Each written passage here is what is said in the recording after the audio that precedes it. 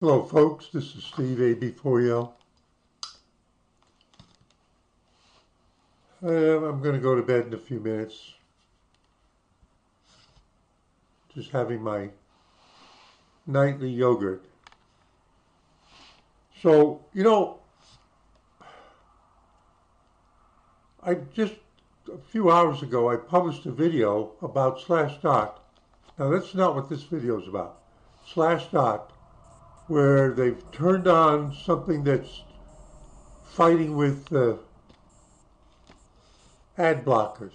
And I just started my browser and there's Slashdot back to normal. I predicted that it wouldn't last. So maybe they were experimenting, or maybe they've already seen the light. And just to show you, the Malwarebytes is turned on. Either Malwarebytes changed its listing, or Slashdot came to their senses. I don't know. I may investigate that later. But on to what I was going to do. So sitting here eating my yogurt before I go to bed, I was looking at, I'm not promoting anything, I'm not recommending anything. Bloomberg. China discusses sale of TikTok U.S. to Musk as possible option. And then there's everybody's on this story, and I guess it's supposedly that's a conversation in China, because I saw something earlier online that said Musk is laughing at it. But, everything is rumored. So I was scrolling down. Remember, this is Reminiscing, kind of.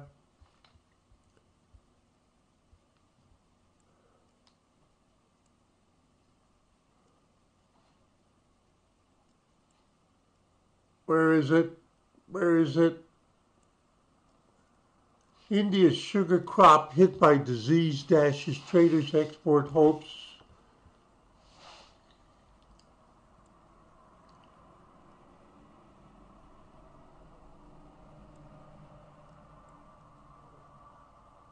There it is. It's this one right here. Way down the bottom in the bottom row.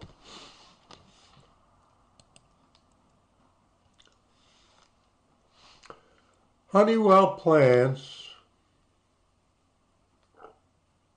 break up under pressure from Elliott. So I'll go back.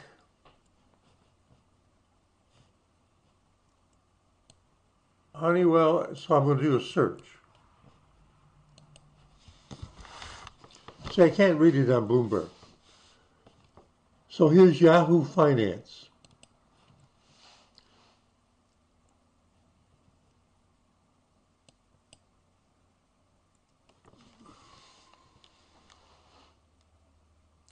Now, I found out something reading this article that I didn't know. Remember, I'm in North Carolina.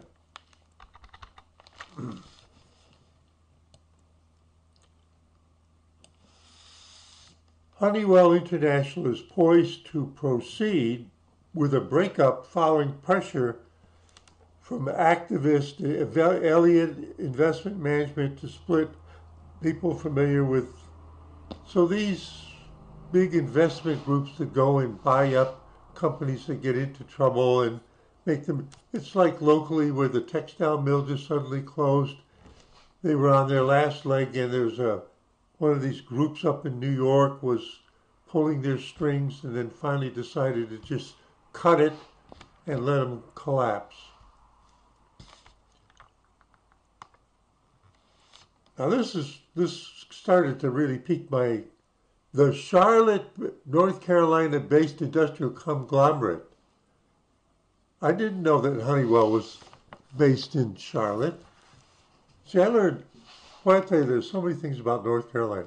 North Carolina is beautiful in many ways.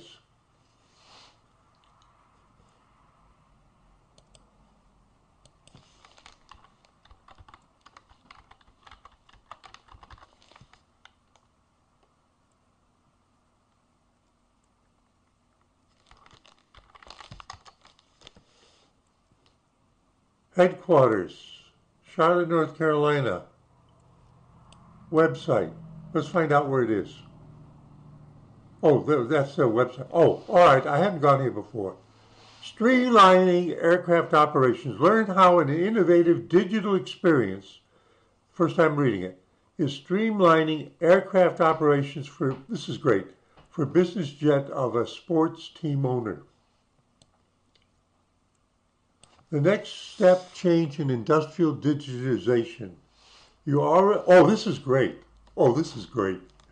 You already trust Honeywell for our legendary hardware. Now we're leveraging the power of software and AI to take entire industries to the next level. So they're on the AI bandwagon too.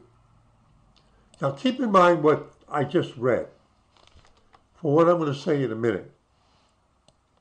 It's the first time I'm coming here. What we do, aerospace, commercial buildings, data centers, keep that in mind.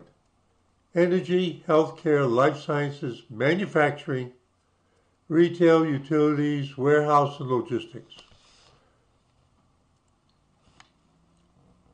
Data centers. Keep this in mind, with our experience in top-tier data centers, Honeywell, you get the thermostats to control your heating in the house. Honeywell helps operators meet challenges in accelerating the build of standardized global fleet. Of data centers? Our proven solutions of reduced carbon footprint, all the politically correct stuff.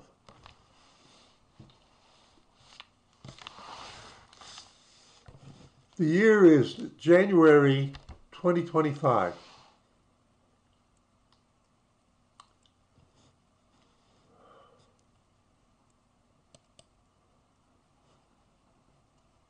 Now hang on. CEO of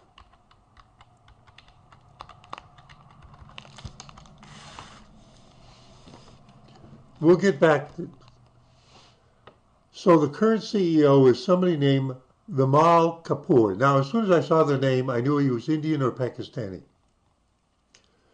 He's the chairman and chief executive officer of Honeywell. So under him, there's this pressure from a big investment group that probably buy up a lot, I don't know, stock. Remember, I'm an idiot. I have no idea what I'm saying. An integrated operating company serving a broad range of industries. See, a broad range of industries. We listed them. And solving the world's toughest and most complex challenges. So they want to split them into two companies. So they kind of settle down and specialize more in less diverse industries. It's just too much. There's basically saying you're trying to operate things that are unrelated to each other. That's my interpretation. So this is from the Honeywell page, and I look down, there's LinkedIn, but here we go, we'll go to Wikipedia. He's an Indian-American business executive, CEO of American multinational conglomerate, Honeywell, as of June 2023. Early life. So this is the link. Vimal Kapoor was born in India, doesn't say exactly where, in 1965. Remember that year. He attended the Thapar Institute of Engineering in Patalia and graduated from, he began his career at Honeywell JV, whatever that is, in 1989. All right. But he was born in 1965 in India, and he attended a Institute of Technology and Engineering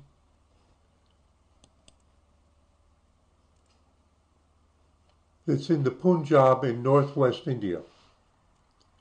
Punjab, Gujarat, the border between northwest India has a border with Pakistan, where British gave them the independence, and then immediately they split into Pakistan and India. And the line goes there's Gujarat, India, and there's Gujarat, Pakistan. So the line ran through the middle of that region. And kind of over to Punjab, there's a Punjab in both countries, Punjab state. 1965. So when he was born, more or less around that year, I was working for Honeywell for less than a year when I lived in the Philadelphia area. And I used to drive out there. At first I took the bus occasionally, but I started driving out there. I think it's out 301. Where was it? Now I'm reminiscing. Fort Washington, PA.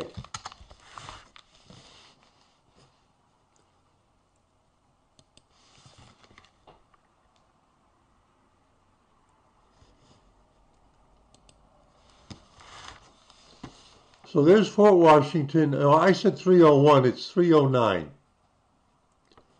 Just to give you some perspective, you see Philadelphia? There's Elkins Park, Jenkintown, and there's Fort Washington, okay? So I used to drive from Germantown, which is northwestern, sort of northwestern Philadelphia, out to Fort Washington when I was working for Honeywell. Let's see if they still have a location there.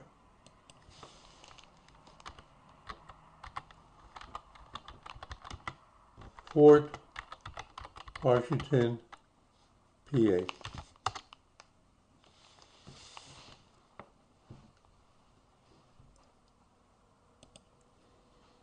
I haven't looked this up. Honeywell, Philadelphia Division, FCU. See the Liberty Bell?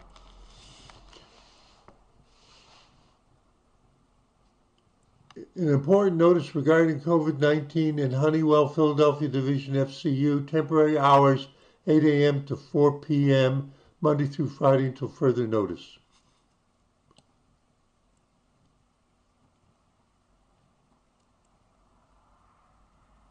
Is this the Honeywell Corporation? It's on 512 Virginia Drive, 512 Virginia Drive, Fort Washington. Let's look.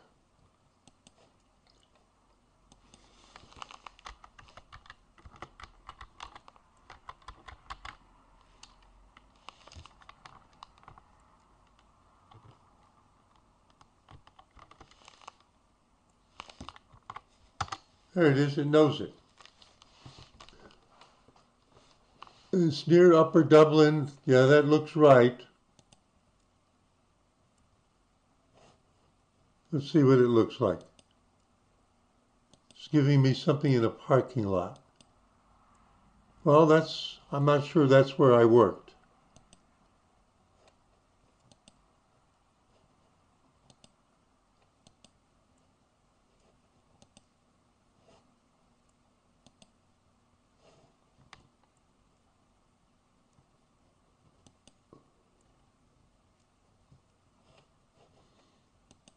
We're looking at the red balloon. Okay, now, yeah, 309, this is the same location.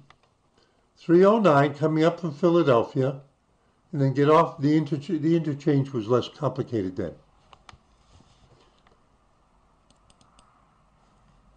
And now, Fort Washington Solar Center is a company in that building, but also Honeywell and Trans World Systems. So that's still an office in Fort Washington today, 2025, and that's where I worked for less than a year in the 1960s. I forget the exact year. I apologize.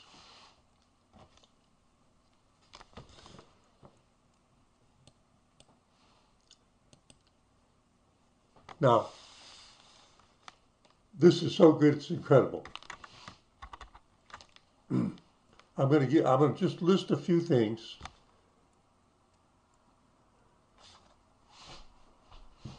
I was working as a laboratory technician for a guy with a PhD. He was Jewish. And one of my co-workers, I'm trying to remember his name, who was older than me, had been in the German Wehrmacht as it swept across Poland. But he had immigrated subsequently to the United States. I remember one day asking, you know my interest in Israel. I spent 4 years in Israel, including one war 50 years ago. I remember when he told me where he had served in the Wehrmacht during the Second World War,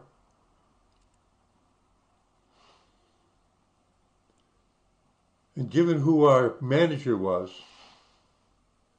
I asked him, and he said, yeah, we saw some Jews digging in a riverbed, and I remember saying to myself, oh, that's what they're doing with them. Because he knew, as a German citizen and then a conscript in the Wehrmacht, the Jews were being rounded up. So where were they going? Supposedly the death camps were a big secret. Oh, that's what he said to me. When we saw them there, I said to myself, well, that's what they're doing with the Jews. I'm just reminiscing, folks. I'm not making anything up. So I was a laboratory technician, and the division I worked in primarily made recorders, strip chart recorders.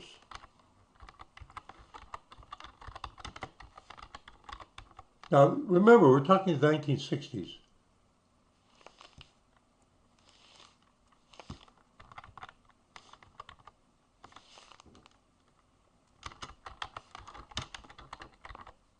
Maybe we can get a picture of one. Honeywell strip charter recorder parts, manual.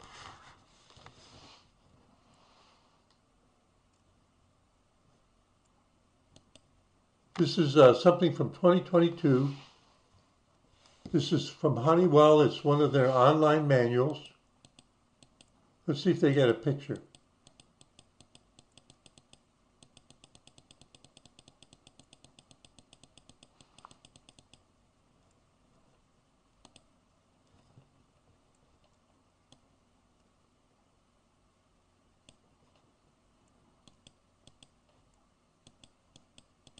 Oh, come on, behave.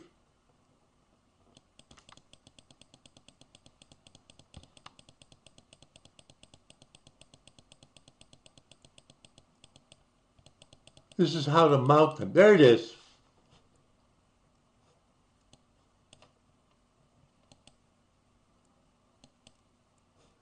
You see the pens? You see how it's circular? You mount this somewhere and it's connected to something and it's recording data with an ink pen on a piece of circular paper for 24 hours or whatever.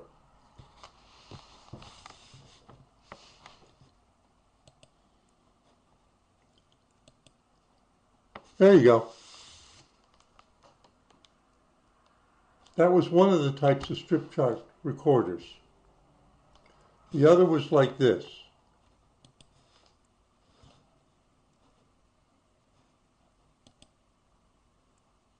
This is eBay.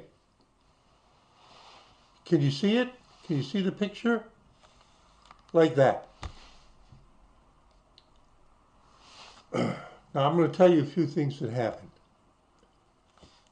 So what I worked on was there were two brand new ideas coming through.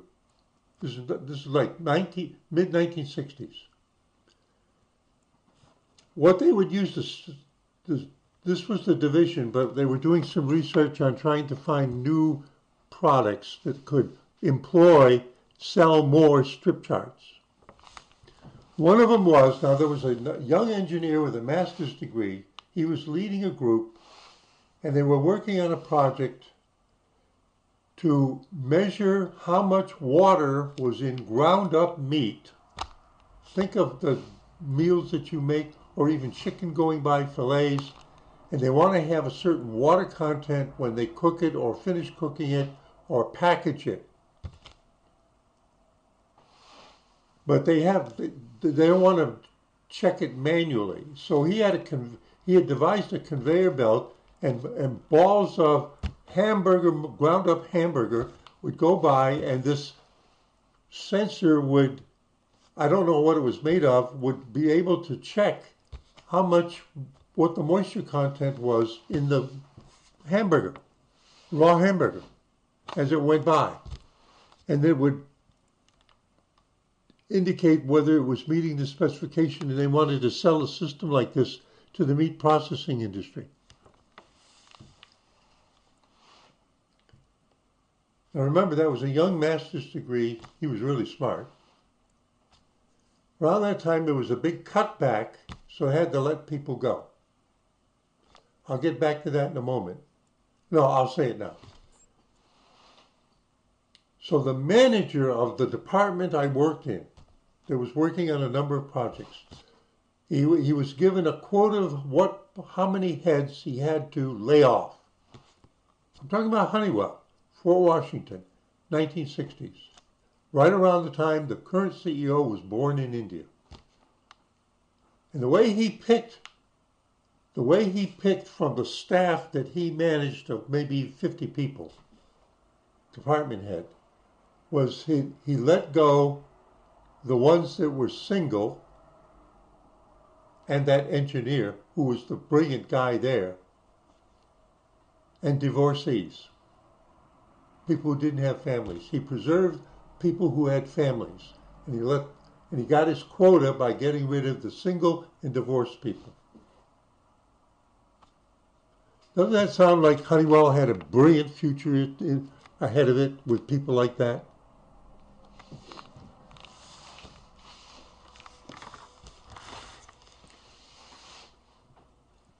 I was working in the lab trying to figure out an alternative way of making something called an ion selective electrode.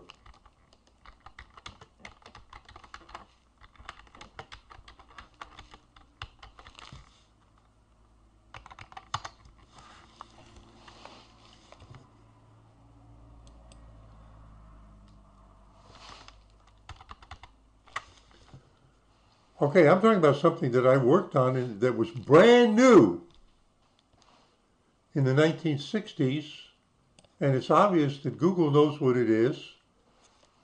It says like Science Direct, Ion Selective Electrode, Overview, Water Analysis. Now, they use ion selective electrodes today. When you take a blood sample, your doctor takes a blood sample and sends it off to like LabCorp. The way they measure certain things, like how much calcium's in there, is with what's called an ion selective electrode.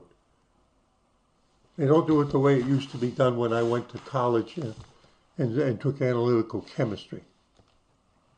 For some reason, they're blurring this out. All right, I'll accept all the cookies. There we go. Ion selective electrodes. Remember, this was brand new in the mid-1960s. Are potentiometric sensors. That means they emit an electric voltage in proportion to something, concentration of some ion. See, I can still say it. That include a selective membrane, correct, to minimize It's the most common is a pH electrode, but other parameters, other types of specialized ion selective electrodes can measure things like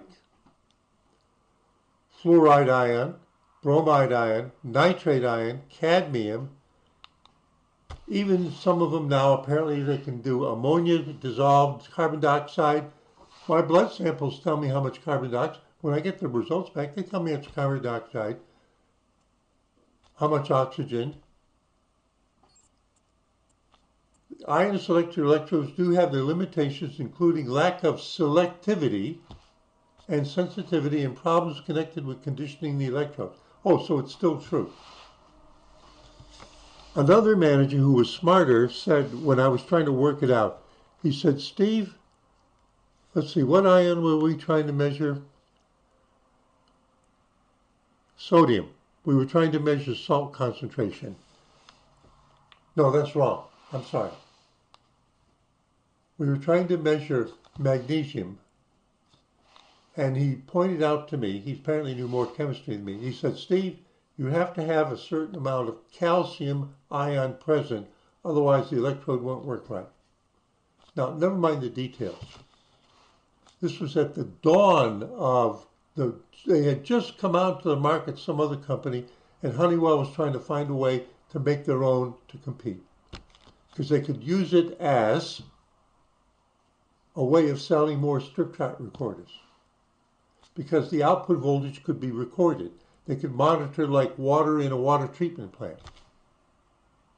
They're selling a system.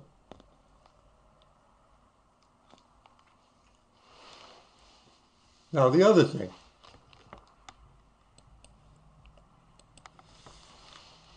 This is the dawn of modern computing.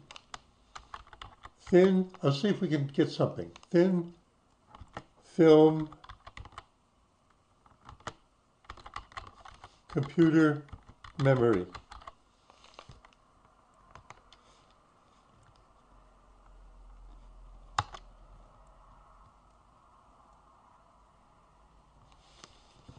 Now, see, it understands what it is.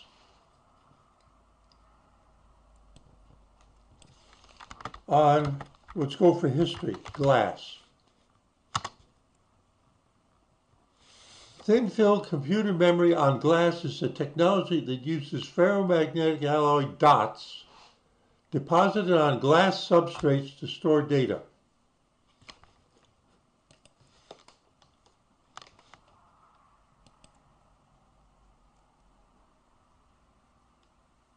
Now this is a modern thing.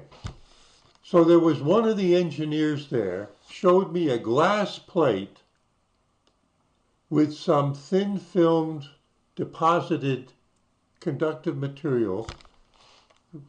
And you see, back then, let me show you. Hand wired memory cores.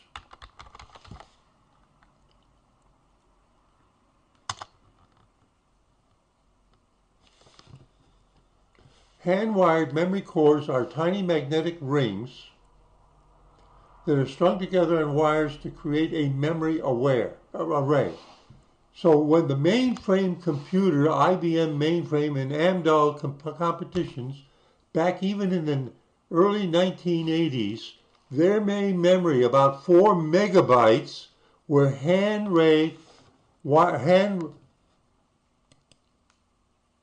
You see the wiring, and these are the ferrites. Can you see them? This is what was in this was mainframe memory. IBM mainframe memory.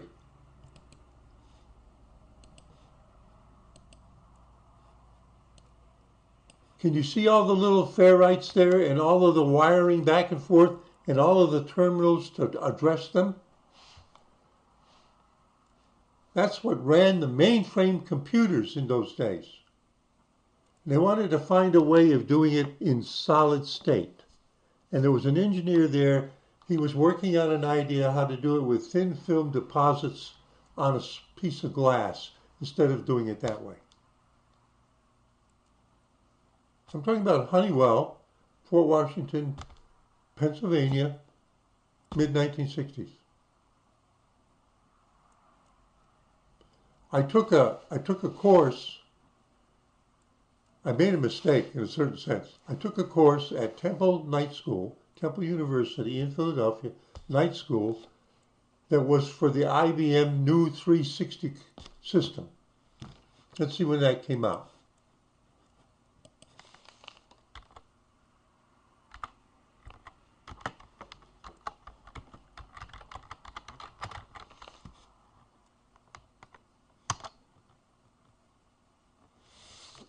The IBM System 360 was a family of mainframe computers that IBM announced in 1964. Got it? It was the first line of computers to be designed for both scientific and commercial use and to be compatible across a range of sizes. The 360 was a huge success and set the direction of the computer industry for decades.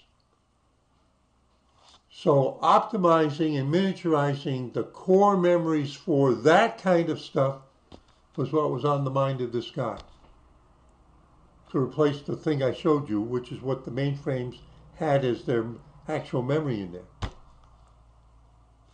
The amount of memory that you saw in that picture is a speck in my micro SD card, is a speck in terms of the total memory area that is occupied to do the same thing, is a speck in my little micro SD card. See, I'm reminiscing. And it got all kicked off where I happened to see this.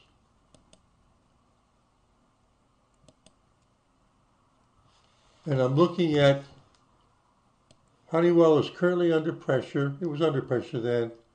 And there's these financial investors are, they bought a lot of stock or whatever it is. I don't know.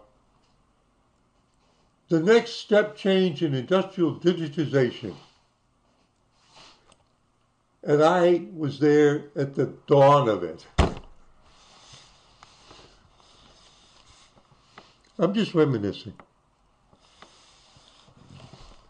When you get to be my age, you will wish you'd had the variety of experiences I've had in my life. The German that I worked with, his name was Udo, U-D-O. Was that the only former Wehrmacht soldier that I ever worked with? No.